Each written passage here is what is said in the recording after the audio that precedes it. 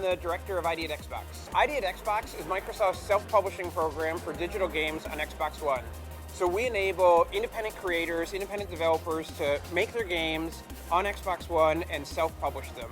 We have more than 250 developers who we've sent dev kits to, and today we're showing kind of like a first sampling of games that are going to be coming for Xbox One via ID at Xbox.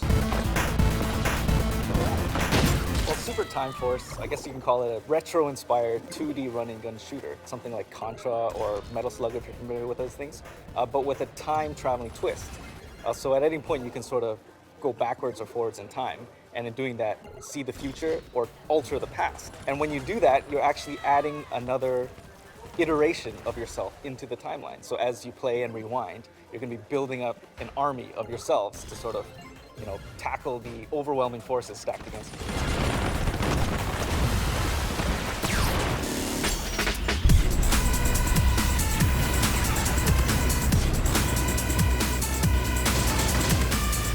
Strike Suit Zero is a space game like we always wanted to make. We used to play games like X-Wing vs TIE Fighter, Wing Commander, Colony Wars. What happens is that you can actually turn into the Strike Suit, you stop dead in space, you can go in any direction, backwards, forwards, left, right, more like a third-person game, but that means that you can do just incredible things.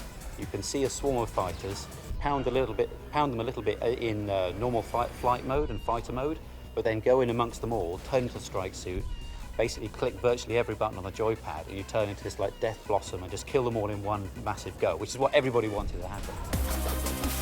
What we're showing today is a 4 to 8 player arena sports game that bizarrely combines like basketball and like Smash Brothers and Super Mario and all these weird genres that we all loved growing up. And I think that was kind of the thing that came out of asking people for so many ideas. But, well, I'm sure a lot of people were looking at the Xbox One spec and like looking at the Kinect and looking at like what it can push as far as how many polygons or anything like that. But we saw it and we're like, 8 players. Whoa, this thing could have 8 players. I haven't played an 8-player game at home since the Saturn. Whatever we do, it's gonna have 8 controllers and we're gonna try to make it as fun as we can with that.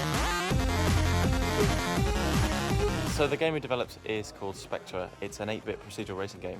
So you play authentic 8-bit music, which is made only with Game Boys, by quite a well-known chiptune artist called Chipsil, who's worked on Super Hexagon before, if you've heard of that. And essentially the game listens to that music and generates a race track based on it, and you have to try and race down it and not fall off the edge. It's interesting you said F-Zero, because the whole game was inspired by that kind of old school NES and N64 and PlayStation F-Zero kind of Quantum Redshift, which is an Xbox game I don't think anybody remembers anymore, but I loved that game when I was 11. Lots of people make games with Kinect that do not require the controller, but we wanted to try something completely new. So we said, okay, we're going to make a game that requires a Kinect and a controller. Since it's an experimental concept, it's quite hard to explain.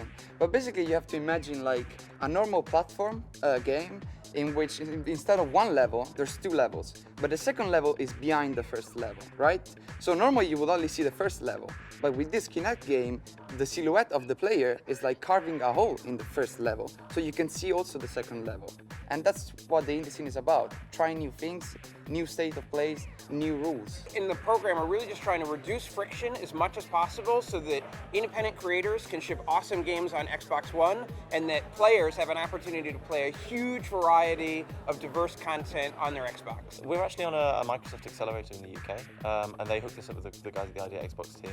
They'd seen our game before, which was predominantly a mobile game, and they're like, you guys should get this on a console, and we think we've got one you should be interested in. It was a really big win to be able to work with the hardware early on, see the revisions, and even be part of the process to see what kind of changes were needed in the development kits and things like that to help make the process more smooth. And then we started getting check-ins on phone of, you have everything you need, you have I've never had that experience before. Especially comparing it to last time on the 360 where they had the indie game program, but it was sort of a very limited scope. This time it's kind of like all out, just you can have everything, you can go crazy and see what comes out.